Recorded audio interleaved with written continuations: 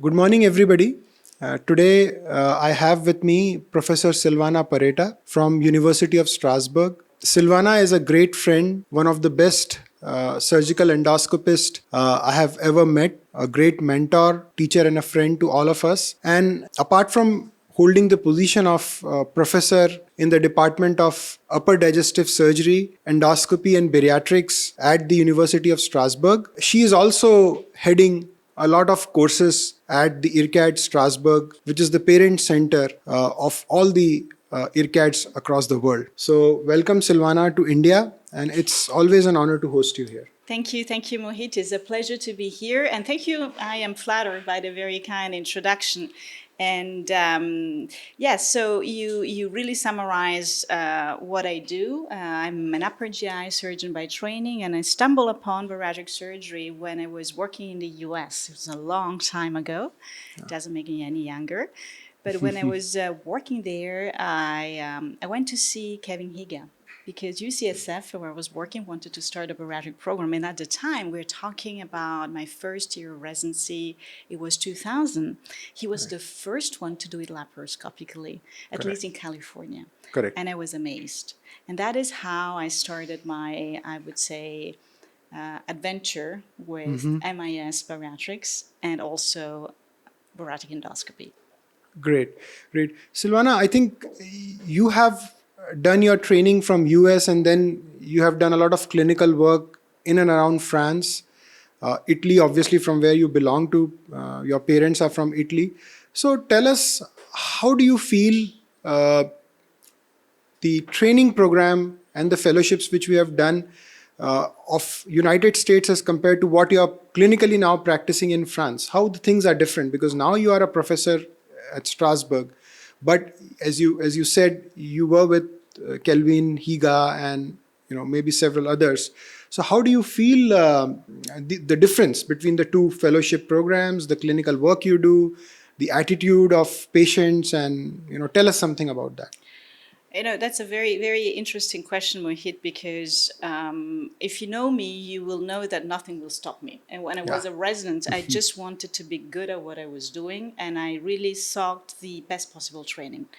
That's why I quit Italy, and I went to the United States, and that's why I went back to France.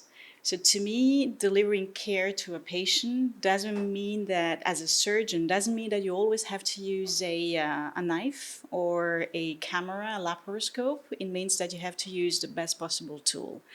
And that can be done by a rigid scope like MIS laparoscopy, robotically or endoscopically. So I think that if we are capable, and here definitely have the ability to do that, of incorporating all the different skills, which are really different ways of using tools into the training, then we will effectively take care of a disease such as obesity. Yeah, correct. Now, Silvana, I've been, as you know, both of us belong to the field of bariatric surgery. And that's a very challenging field because obviously the patients would expect a lot out of us, not only when we perform their surgery, but also in terms of post-op care. Why you feel this specialty is different than several other specialties which you've practiced? Because for me, I just practice bariatric surgery. So I don't even perform hernias outside obese patients. I don't practice cancer, but for you, you practice bariatric and some other specialty like the upper digestive surgery, and I think you deal with in part with upper digestive cancers as well. What stimulates you that you have more liking towards weight loss space than several others, and how these two specialties in terms of your interaction with patients are different? Well, I think that it's a forced marriage because obesity is a pandemic, and also non-bariatric patients are morbidly obese. Yeah. So to me, it was a very good gym because I could learn how to deal with these patients. And also be capable of working very complex surgical scenarios with cancer patients that were morbidly obese. So it was a very good school for me. And then I like the challenge. I like the challenge of taking care of a complex chronic metabolic relapsing disease. And this for us is a constant learning experience. And I like that because I think that surgery is not just a point in time. Yeah. Surgery is an ecosystem, is an environment. Correct. That sometimes entails a surgical operation, but is much more an intellectual discipline, and that's why I like bariatrics. Yeah, yeah. I think bariatric surgery is one such science where uh, the things are not going to end just by operating. No. We will keep on moving with the space, and it's a chronic disease. It's a very chronic disease. I mean, if we compare it with cancer, it's like the same disease we see. So the patient will come to us with a cancer, and we treat them by surgery, and then it's a big possibility that either we treat them by chemo or a radiotherapy later on, or maybe most of these patients would come to us before they've been downstage by using a chemotherapy. So, talking about obesity and taking our conversation forward, uh, why do you think there is so much of obesity now? Because I'm seeing obesity global burden increasing twofolds every year, and if you follow these statistics very carefully, either we are either we are getting better with findings and statistics, or the obesity is increasing, because every year we have WHO presenting the data. It increases twofolds, and this twofold increase is now not only seen in the developed countries like yours, but something like India.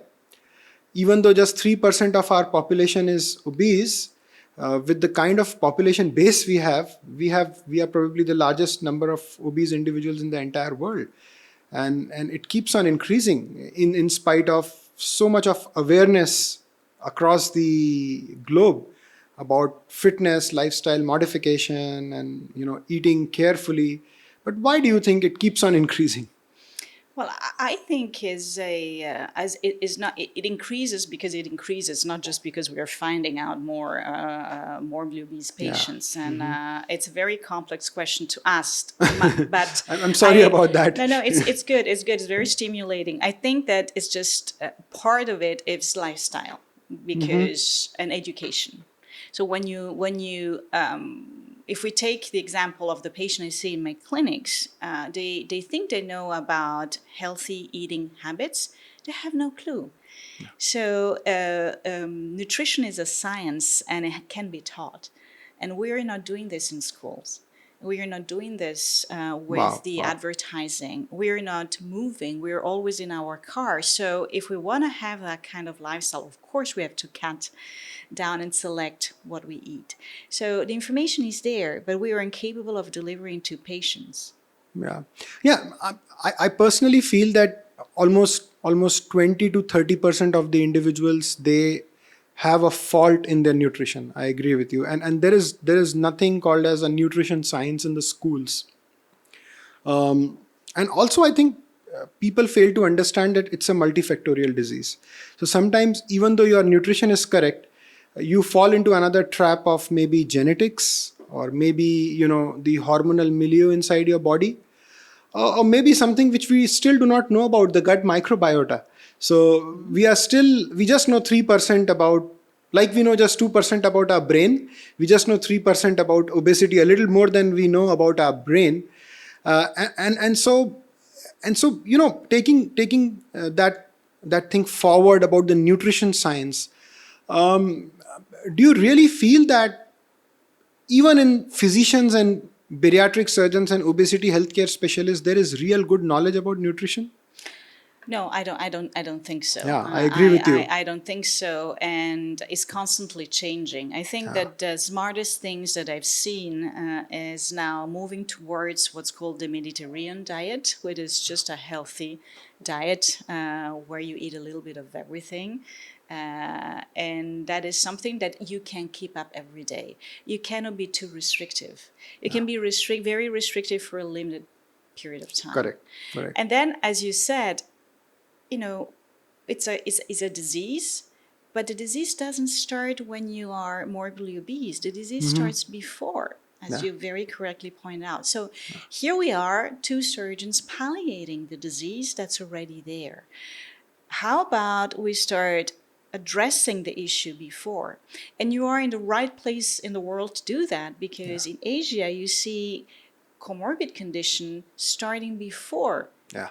Yeah. So diabetes, hypertension, metabolic disease, MASH, so MAFLD, however you want to call it, liver disease related to obesity. So those inflammations and cascades of events that are caused by genetics, layers of phenotyping maybe, they start before. So instead of palliating in a very aggressive way, how about we switch to a much deeper understanding of what obesity is? Wow. I think you gave a great concept about how to treat it, how to nip it early into the bud.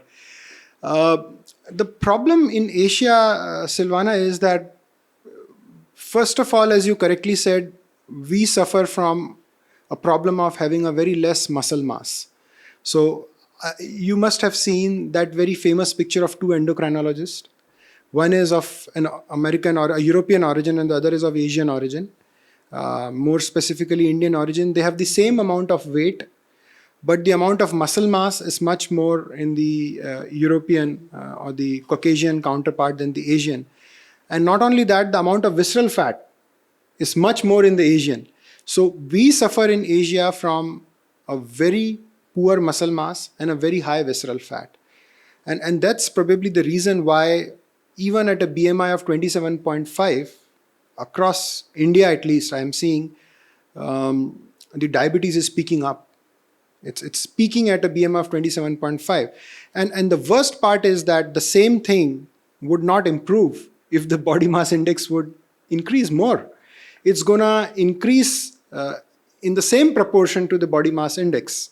So the thing is that you have a peak at 27.5, but then you have a slow curve which again goes and catch up later. So we are trying to treat individuals at that lower a BMI, and we are not able to raise that kind of awareness, because still we are going by that body mass index criterion for operating patients because of insurance. And I personally feel it's a very flawed parameter to assess obesity. What is your thought? Because if we talk to our patients, everybody now reads on Google and would say, Doc, my body mass index is 27.5. Yes, I'm a severely diabetic, but I don't qualify for a surgery. Now, how do you? I hate body mass index as one of the parameters to decide what we need to do. I know it has objectivity. Don't take me wrong. I understand it has objectivity, but it does not come with a very clear evidence. Has historical objectivity. Yeah, historical objectivity. Maybe that's the correct word. Yeah. So I need your comments, because we have a problem here. We have a problem, and the problem is, as you pointed out, that patients come to us not only because they're heavy. Mm-hmm. Paradoxically, besides the aesthetics, of course, they come because they're sick, and they want their comorbid condition to be treated. They want to improve their quality of life. So if we take the example of metabolic disease and diabetes, or even fatty liver, but let's pick diabetes.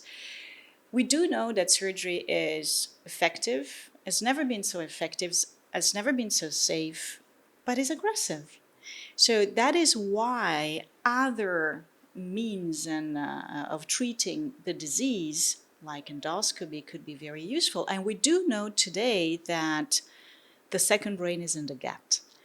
And as our very good mutual friend Barama Budaye would say, is the orchestra director, the duodenum.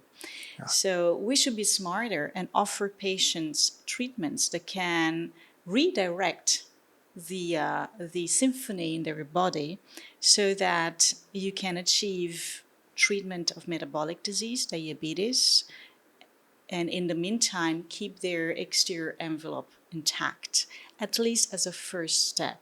That's what I would envisage. Yeah, yeah.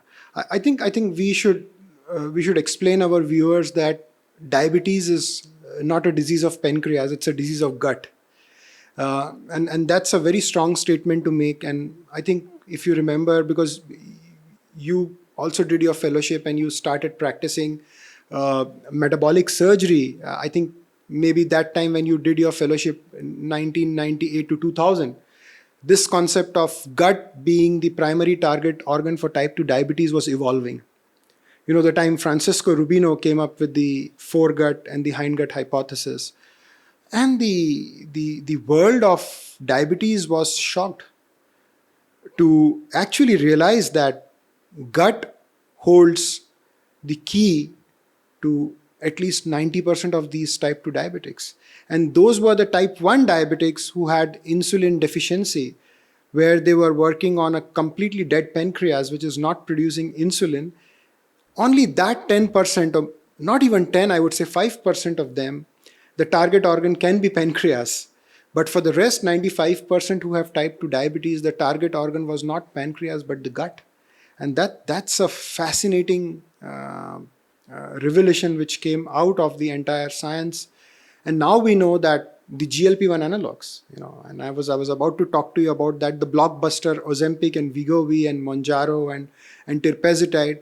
And I wanted to inform all our viewers that by doing bariatric metabolic surgery, and you must have done thousands like me, we have been producing these GLP-1s and these GIPs in huge quantity by just doing a gastric bypass.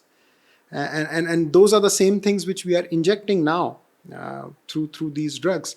Now, my specific question to you, taking the conversation forward, would be that we talked about lifestyle modification, we talked about nutritional education, but suppose these things, they are practiced but they do not work, and the patients want to seek treatment for obesity.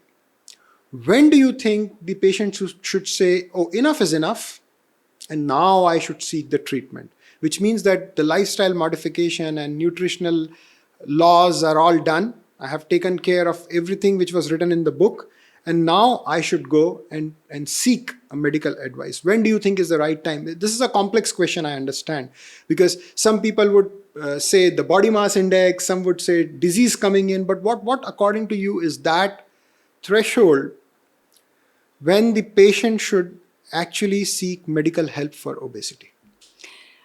I think it's a complex question because I believe it should be personalized. Because every patient is different. Every patient has a different life story, has a different degree of health. I believe that they should come to see us when they're ready, because they might check all the requirements to be a candidate for bariatric surgery, but if they're not mentally ready, that's a problem. I don't believe that extenuating patients of 6 months of very heavy lifestyle modification will do them any good. I think that they should receive education and they should be educated on nutrition. But the reality is that a lot of those patients already went through that. So, of course, like any other chronic disease, I do a lot of gastroesophageal reflux disease. And the first thing, of course, is lifestyle modification. And then you give PPIs and you do medication. But if that doesn't work, or if the patient is not happy and he or she doesn't want to be depending on medication, then you have the surgical option. And I think it's a little bit the same. So you have to talk to the patient about how sick they are and what they really want, because that is very different patient by patient. They all don't come in one size fits all. Yeah. So. Yeah, correct.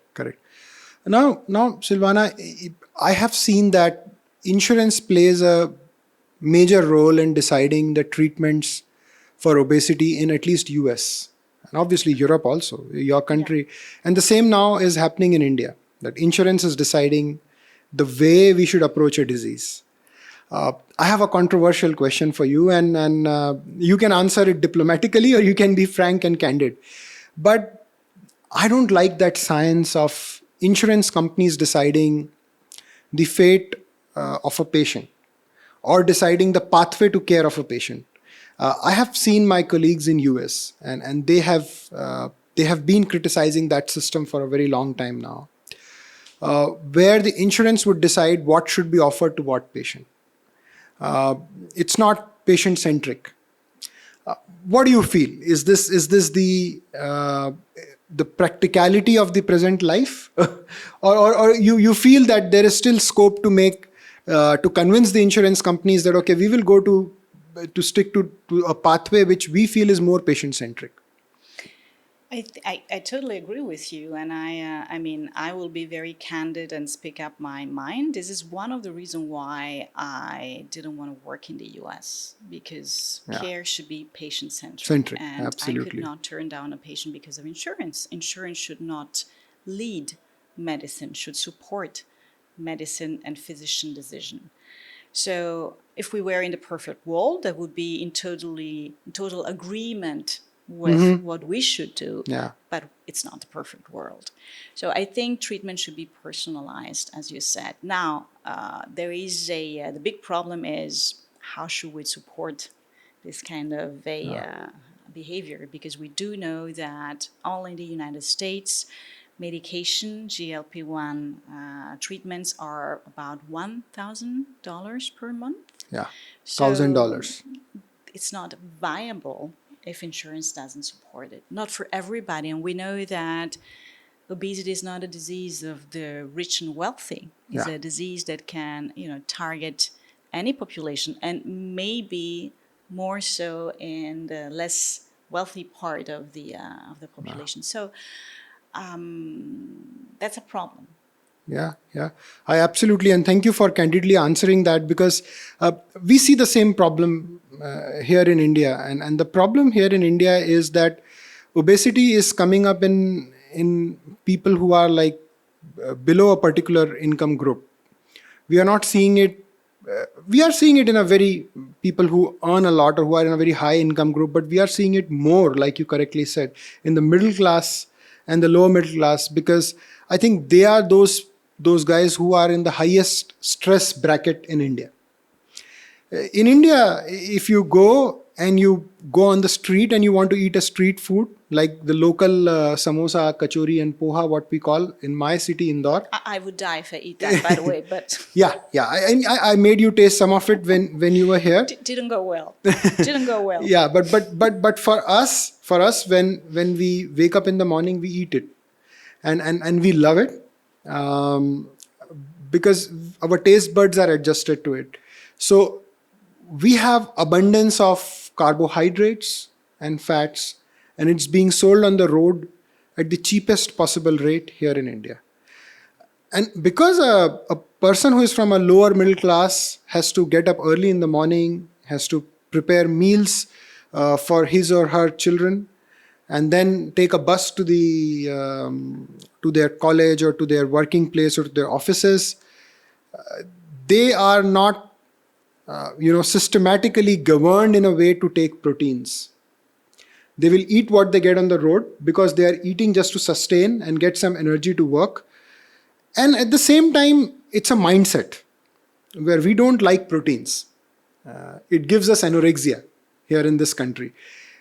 The awareness is rising to take more and more proteins, and everybody would now know that at least 1 gram per kg body weight of protein has to go daily.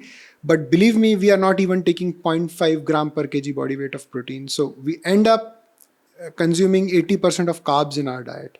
You ask anybody, and that's the story why obesity is increasing in India. And that's a big part of the story. As far as your take on insurance, yes, in India, we now have insurance companies doing a great job with bariatric metabolic surgery. We even have the intragastric balloons, the swallow balloons, the endoscopic sleeve gastroplasty, everything being reimbursed by insurance. And that's a great step for a country like India, where obesity and its awareness has to rise. And the IRDA coming up with the mandate to give the reimbursement, it's a great, great step. And that has, in fact, increased the awareness and the number of procedures we are doing. At this point in time, the insurance in India is great. We are not forced to practice medicine which is not patient-centric. So we can do what we think is the best for our patients. But we have a limitation here. Our insurance companies would not sponsor the medical drugs. And it's not their mistake. It's not their mistake. One of the reasons why we will never have medical drugs sponsored by insurance companies for weight loss, because we never had that for type 2 diabetes. India is the world capital of type 2 diabetes. Out of 200 crores of people living in India, almost 15% are diabetics. So if insurance companies end up paying or reimbursing for type 2 diabetes, they will go bankrupt. So I'm not seeing, at least for now, Ozempics or Wegovys or any form of semaglutide or tirzepatide being reimbursed by insurance companies here in India. Because we see that it's a very chronic disease. The moment you stop the drug, the disease is going to bite you back. And the insurance companies, they understand that they will have to reimburse it for lifelong, and it's a huge cost, as you correctly said. Yeah. So I'm not seeing that thing happening here. We are a very price-sensitive country still at this point in time, and we would want the care to go even to the sections of society who cannot afford it. So I don't see it happening. But let me ask you another question. There's a huge cry about number of bariatric surgeries going down in United States of America. And they have gone down by at least 30% because of the new drugs for weight loss. And everybody knows about it. It's Elon Musk taking the drug, or it's several Hollywood stars. I'm not going to take the names, but it's on the red carpet. It's being discussed everywhere. So much so that the media reports talk about half of the economy of Denmark being governed by a company which produces the GLP-1 analogs. How do you see this affecting bariatric surgery in future? Because I asked this question to everybody. I asked this question to Manuel. I even asked this question to Professor Phoebe, that how do you see, because there is a lot of concern in the minds of medical device development companies. And I know that you do the best meeting. You meet all the technology boards, you meet a lot of those CEOs, and so how they must be asking you the same question. How would you want to address this? I think this is a temporary problem because, of course, if you ask a patient, would that patient naturally pick surgery as the first choice? Of course not. If you can offer... Why do you say that? Why do you say that? Because surgery is seen as end-stage treatment. They know that patients who have cancer have surgery, so it's something unnatural. Mm-hmm. Why would you, if you can swallow a pill, if you can inject a bypass, why would you have one that modifies I like that anatomy? term, injecting a bypass. Yes. So that is the kind of advertising that's pushed on patients. Now, nobody tells them right up front, okay, you have to keep injecting your bypass to make it work. Yeah, that's the point. Nobody tells them, we don't know what's going to happen if you take this drug for 5-10 years. We have no idea. Yeah. So that information should circulate. What we do see, what I see in my practice, I see a lot of medication failure coming in.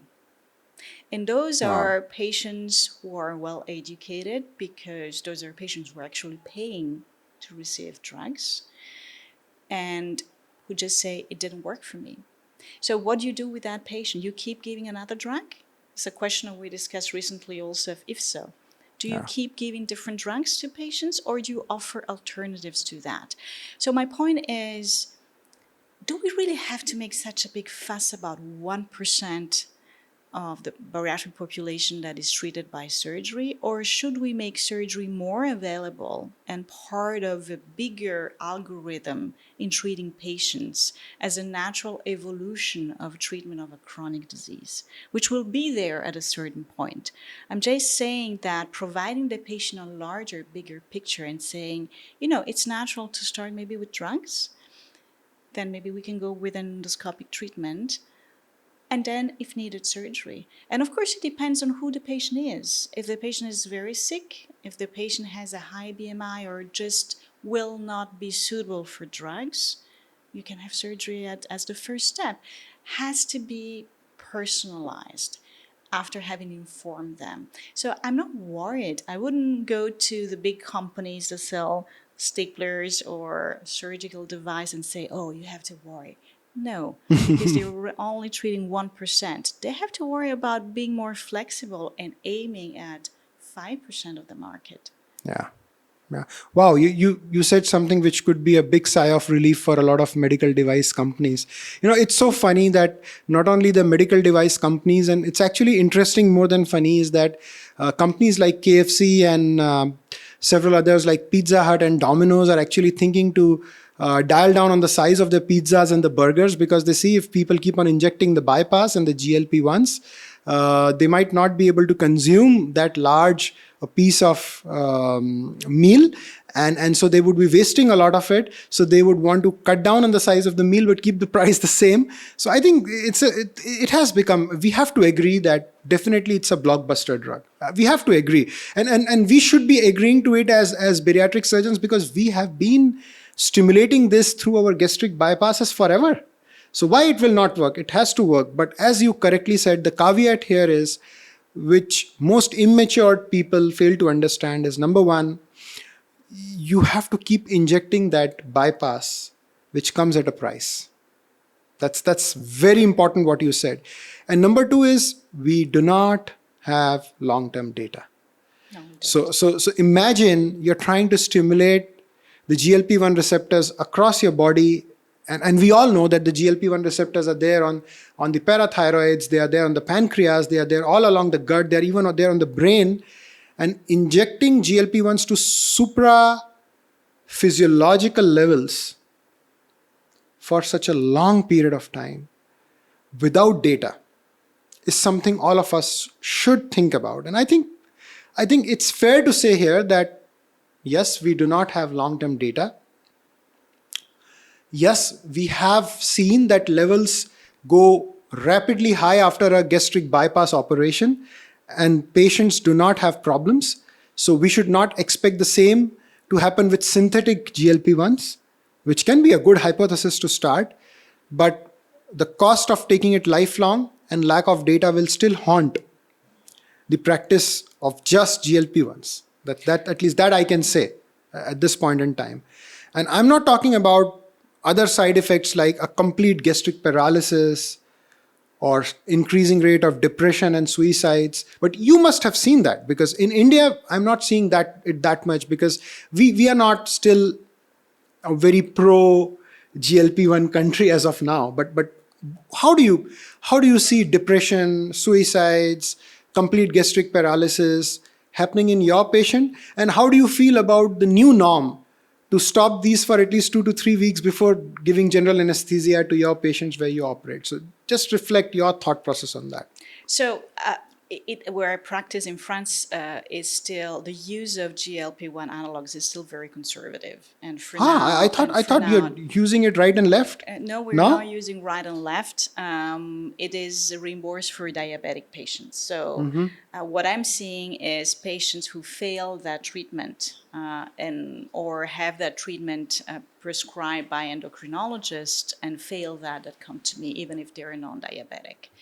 So the main reason why they stop the treatment is side effects. So side effects are there. You can say whatever you want that it's not true, but those kind of patients will stop for nausea and vomiting. Depression I have not seen, but depression is something you pick up after a while. But So I they haven't said a seen couple that. of patients commit suicides in London. Yes, yeah, they did. And the But EU scanner was there on these. yes, but in any case, a bariatric patient should also have a psychological follow-up. Yeah. And it's part of the multidisciplinary team. So to me, it's not possible. I mean, even if you give a drug, that is a patient that is a bariatric patient that should be followed up by a nutritionist, a psychologist. It's not just because you're giving a drug that you have to leave the patient in the wild.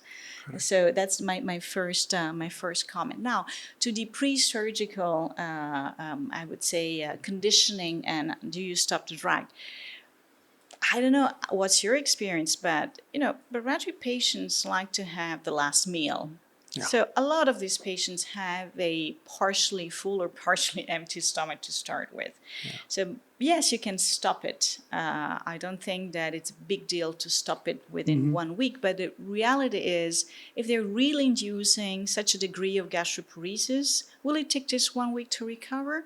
Come on, who's going to believe that? It's going to take weeks to recover. Weeks to recover. True. So how about you just simply scan with an ultrasound the patient and find out if the stomach is empty or not? Yeah. So that's the safest way of seeing this, or you do, a quick sequential intubation in that particular patient if you think it's at risk. Yeah, no, I absolutely agree. I mean, that's a problem. And the more we operate upon these patients who are on GLP-1s, we would know more about these things. Going forward to the story, after the drugs have come in, we know that people are talking about drugs to start with, and then they say, oh, surgery is still the most strong treatment for type 2 diabetes and obesity, and that's everybody knows. But both of us also belong to a space of bariatric endoscopy, and that is very close to both of our hearts, and we have been trained by the world's best. How do you see the market of bariatric endoscopy growing amidst the thought that, oh, drugs gonna kill bariatric surgery, or this is gonna kill that, and we are in a society, and pardon me for saying that, where we want to belong to cults, and we feel safe to join a cult. Oh, I'm from this cult and you are from that cult. So there's a surgery group, then there is an endoscopy group, then there is a drug group. But how do you feel bariatric endoscopy will position itself 10 years down the lane? And when I ask you this question, a lot of people would be listening to what you're saying, because they want an opinion from a key opinion leader like you.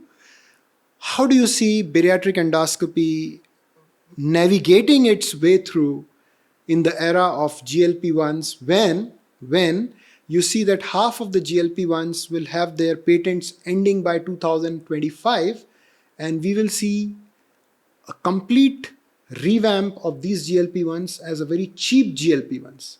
Like liraglutide in India is dirt cheap. Saxenda is available in India at rates you can't imagine. I told you yesterday. How do you see bariatric endoscopy taking shape 10 years down the line?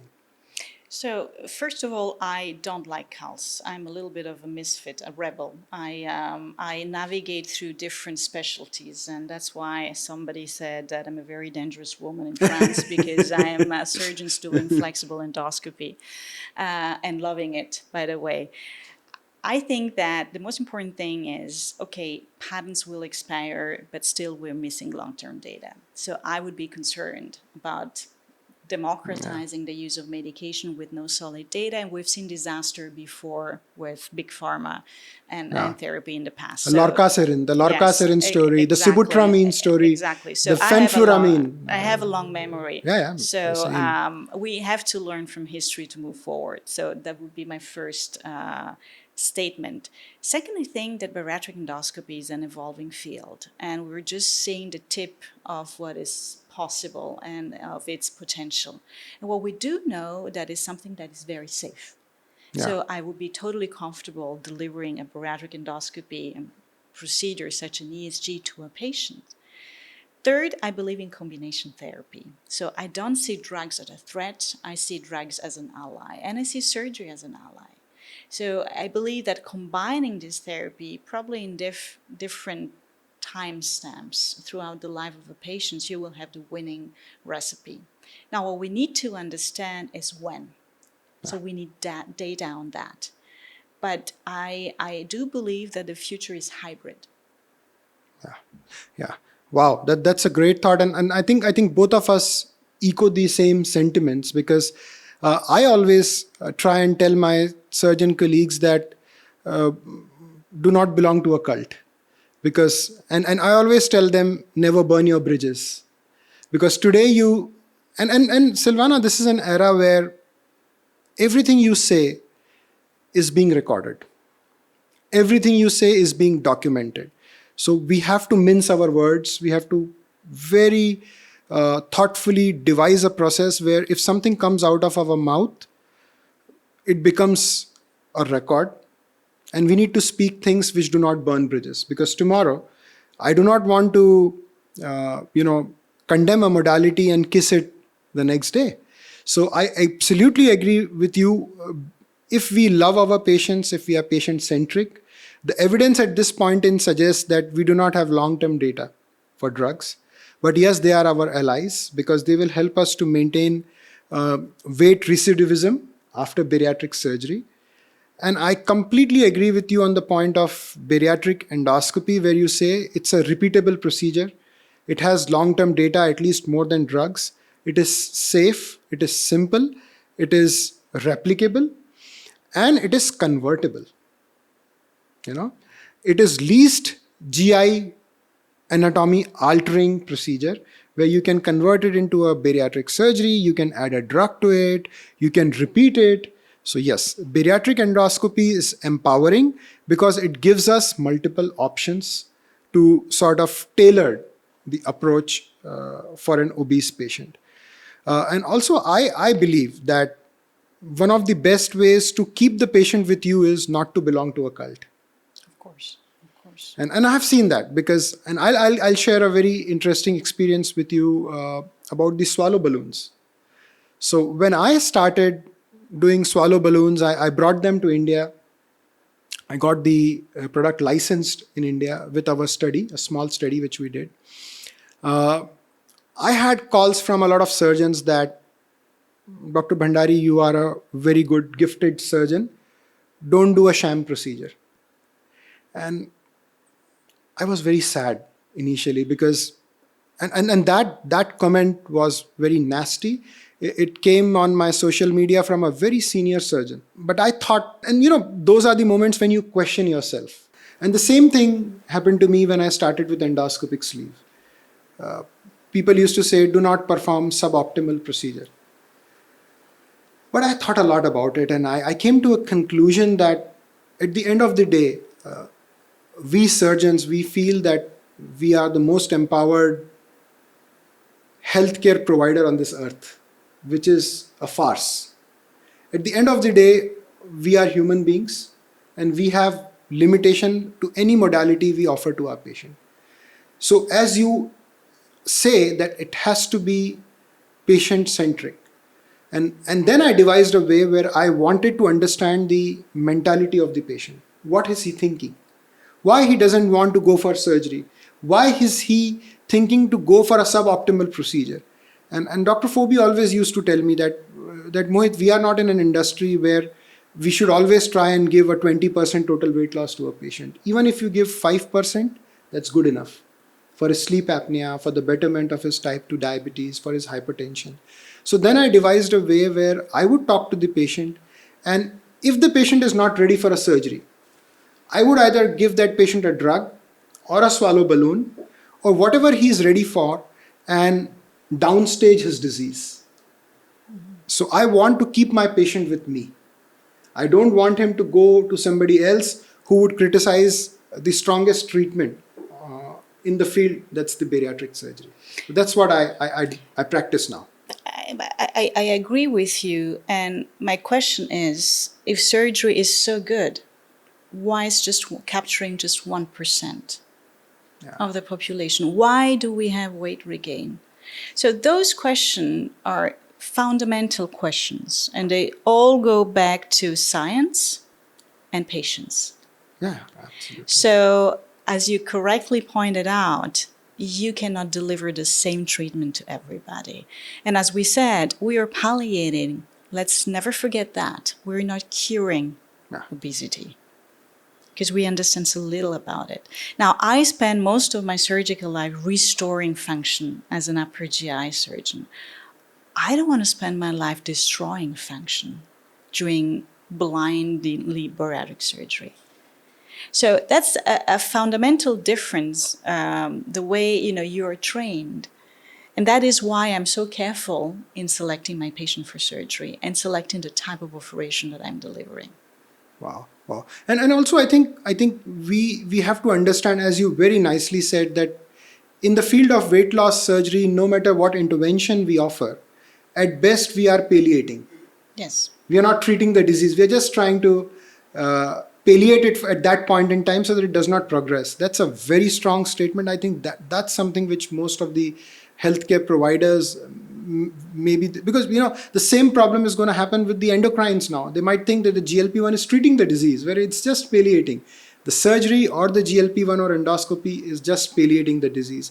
And again, we cannot extrapolate this model to coronary bypass. I know I heard people saying, oh, we had coronary artery bypasses done and boom, the stents came into the field, and now we have the drug-eluting stents with the statins and the repethas, and now we will never have coronary bypass done. I think it's unfair to extrapolate the bariatric surgery model similarly like the coronary bypass, because there, when the coronary bypass was happening, they were operating 120% of the patients, whereas we are just doing 1%. So the non-responders rate to a drug is 20 to 30%, as you said, and we are just at 2% or 1%, whatever you say. So I think we have a long way to go in the field of bariatric surgery, and it's never going to become obsolete. Absolutely. Listening to you, Silvana, before we end this podcast, I want to ask you a very interesting question, which everybody would want to understand from your advice.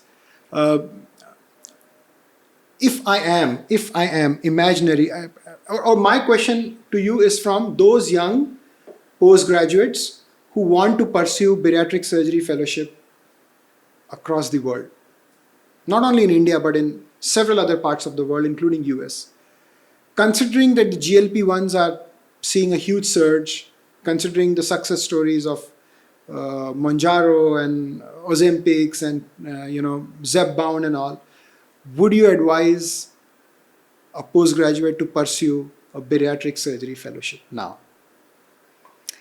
Yes, and it should be done in a center that is capable of delivering multidisciplinary training. Absolutely. To me, bariatric surgery is a wrong term. It should be bariatric surgical endoscopy, because it encompasses everything. The flexible part, the rigid part, and probably also the multidisciplinary team involved in it. Today, taking care of a patient is not just operating. So that fellowship should really be representing everything that we do in order to win obesity over. And in that case, yes, I would recommend it. Thank you so much, Silvana. I think the message is very loud and clear. You can still pursue your dream branch, the bariatric metabolic surgery, but as she very clearly mentioned, that you have to join a center which believes in holistic care. Don't join a center which is a cult. You need to understand that the center has to be patient-centric, and we, both me and Silvana, we are at the right position. We are not inviting you or trying to tempt you into our fellowship program, but what we are trying to say, we are at the right position because as a bariatric surgeon, it gives you the freedom to practice all the three specialties. Absolutely. You can write a drug, you can learn endoscopy and do bariatric endoscopy, and you can do something which is the god of everything, the bariatric metabolic surgery. So becoming a bariatric surgeon and an endoscopist empowers you to practice all the three modalities, and you can be, somewhere at the top of it, providing care to all the obese patients. So thank you very much, Silvana. This was one of the best conversations, in fact, I had over very long period of time because you spoke your heart out. Thank you so much, and God bless you, and keep visiting us to India every other time. For sure. Thank you very much.